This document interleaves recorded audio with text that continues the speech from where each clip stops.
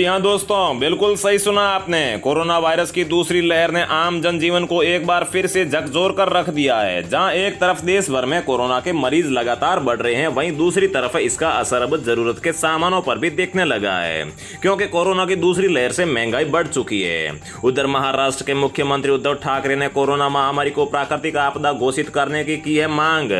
इसी बीच भारत सरकार और स्टेट गवर्नमेंट ने मिलकर कई राज्यों, शहरों और अलग अलग जगहों पर लॉकडाउन और धारा 144 लगाने का ऐलान किया है। ऐसे में आप लोगों को जान लेना चाहिए कि बीते 24 घंटों में भारत के किन किन शहरों और राज्यों में लॉकडाउन लगा है, धारा 144 लगी है या फिर नाइट कर्फ्यू लगा है। क्या खुला रहेगा, क्या रहेगा बंद, सब कुछ इस वीडियो में जानने को मिलेगा। साथ ही दोस्तों, कुछ राज्यों में पहले ही लॉकडाउन और धारा 144 लागू हो चुकी है। इसी को देखते हुए मजदूरों का पलायन शुरू हो चुका है।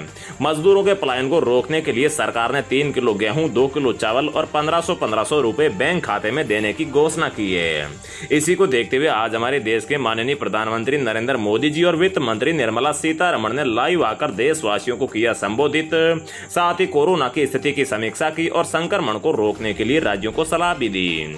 ज्यादा संक्रमण वाले स्थानों पर लॉकडाउन लगाने और टेस्टिंग बढ़ाने का भी आदेश दिया। और देश में हो गए बड़े बदलाव, लागू होने जा रहे हैं 10 बड़े नियम और साथ ही इन 7 चीजों पर लगाई पाबंदी। लोगों को लगा बड़ा झटका। इसके अलावा मोदी जी ने क्या अहम फैसले लिए, सब कुछ इस वीडियो में जानने को मिलेगा। इसके अलावा गरीब महिलाओं, किसानों, मजदूरों और छात्र छात्राओं के लिए भी इस वीडियो में बड़े काम की और फायदे की खबरें हैं। तो नमस्कार, जय हिंद, वंदे मातरम भाइयों और बहनों, स्वागत है आपका भारत के सबसे बड़े सरकारी न्यूज चैनल पर। तो दोस्तों, टुडे ब्रेकिंग न्यूज के साथ में देश और राज्य की 10 बड़ी ताजा खबरों को लेकर इस वीडियो में हम आपके सामने हाजिर हो चुके हैं। तो दोस्तों, सारी खबरें सिलेक्टेड और आप लोगों के काम की खबरें हैं, इसलिए भाई और बहनों आप वीडियो को शुरू से लेकर लास्ट तक पूरा लगातार देखते रहिएगा। अगली खबर की बात करें तो दोस्तों, देश में 10वीं की परीक्षा रद्द करने और 12वीं की परीक्षाएं स्थगित करने के बाद में अब नीट 2021 एग्जाम टालने का किया गया है ऐलान। तो जानिए कब से होंगे अब ये एग्जाम। इसके साथ ही दोस्तों, महामारी में है महाकुंभ। जी हां दोस्तों, हरिद्वार में अब तक 30 साधु संक्रमित हो चुके हैं और एक साधु की मौत भी हो चुकी है। निरंजनी अखाड़े ने 15 दिन पहले कुंभ को खत्म करने का ऐलान किया है और निरंजनी अखाड़े के इस ऐलान के बाद में कुंभ में हड़कंप मच गया है और साथ ही में काफी विवाद भी बढ़ चुका है। तो पूरी खबर क्या है, आगे इस वीडियो में जानेंगे। साथ ही उत्तर प्रदेश के सीएम योगी का बड़ा ऐलान, पूरे यूपी में इतने दिन रहेगा लॉकडाउन। मास्क ना लगाने पर 10,000 रुपए तक का देना होगा जुर्माना। इसके अलावा भारत के किन किन राज्यों में मास्क ना लगाने पर कितने हजार रुपए का जुर्माना है, इसकी भी संपूर्ण जानकारी देंगे। अगली खबर की बात करें तो इन राज्यों में वीकेंड कर्फ्यू का हुआ है ऐलान। शुक्रवार शाम 6 बजे से लेकर सोमवार सुबह 5 बजे तक रहेगा सब बंद। तो दोस्तों, किन किन राज्यों में ये ऐलान हुआ है, जानने के लिए वीडियो को लगातार देखते रहिए। अगली खबर की बात करें तो दिल्ली सरकार ने किया स्कूलों में गर्मियों की छुट्टियों का ऐलान। 11 मई से 30 जून तक बंद रहेंगे स्कूल। छुट्टियों के दौरान एडमिशन और परीक्षा से संबंधित कामकाज के लिए स्टाफ को बुला सकता है स्कूल प्रशासन। इसके साथ ही रोजाना 7 रुपए की बचत करके हर महीने ले सकते हैं 5,000 रुपए पेंशन। 2 करोड़ 80 लाख लोग ले चुके हैं इस योजना का फायदा। जी हाँ भाई और बहनों, अगर आप भी अपनी 60 साल की उम्र पूरी होने के बाद में हर महीने 5,000 रुपए की पेंशन लेना चाहते हैं तो भारत सरकार की ये सबसे लोकप्रिय योजना है, जिसमें आप आज ही आवेदन कर सकते हैं। तो कौन सी योजना है, कौन से कागजात देने होंगे, क्या पूरी खबर है, जानने के लिए वीडियो देखते रहिए। तो भाई और बहनों, चलिए एक एक करके आपको सारी खबरें दे देते हैं, लेकिन आगे बढ़ने से पहले मेरी आपसे एक छोटी सी रिक्वेस्ट है कि अगर आप इस चैनल पर पहली बार आए हैं तो चैनल को सब्सक्राइब कर लीजिए और साथ ही में वीडियो को एक लाइक भी जरूर कर दीजिए। उधर दोस्तों, देश में लगातार बढ़ती कोरोना महामारी को ध्यान में रखते हुए सरकार ने नीट पीजी 2021 एग्जाम को कैंसिल करने का ऐलान किया है। परीक्षा की नई तारीखों का ऐलान जल्दी होगा और कोरोना की स्थिति की समीक्षा के बाद में ही ये ऐलान किया जाएगा। केंद्रीय स्वास्थ्य मंत्री डॉक्टर हर्षवर्धन ने गुरुवार को नीट पीजी 2021 एग्जाम कैंसिल किए जाने की जानकारी दी और देश भर के मेडिकल कॉलेजों में पीजी कोर्सेज में एडमिशन लेने के लिए ये प्रवेश परीक्षा 18 अप्रैल को होनी थी। इसमें देश भर से 1,70,000 छात्रों ने रजिस्ट्रेशन करवाया था। अगली खबर की बात करें तो महामारी में महाकुंभ और यहाँ पर 30 साधु संक्रमित हो चुके हैं, लेकिन ये तो सिर्फ सरकारी आंकड़ा है। इसके अलावा भी काफी सारे यहाँ पर लोग संक्रमित हो चुके होंगे।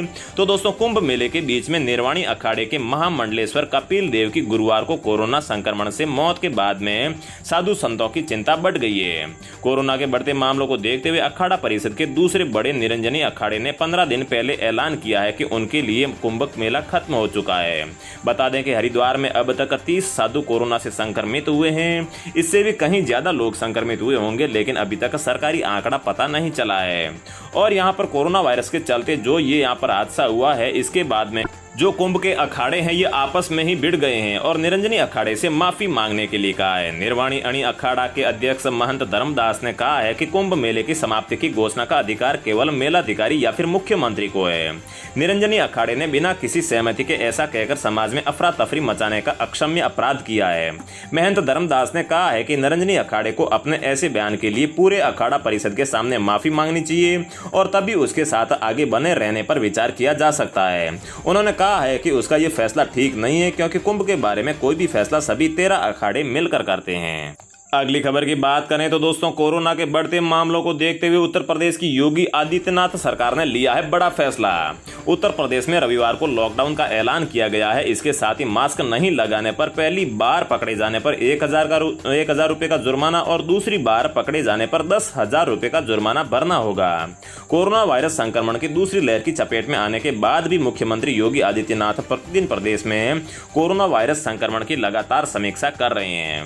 अगली खबर की बात करें तो इन राज्यों में वीकेंड कर्फ्यू का हुआ है ऐलान। शुक्रवार 6 बजे से लेकर सोमवार सुबह 5 बजे तक रहेगा सब कुछ बंद।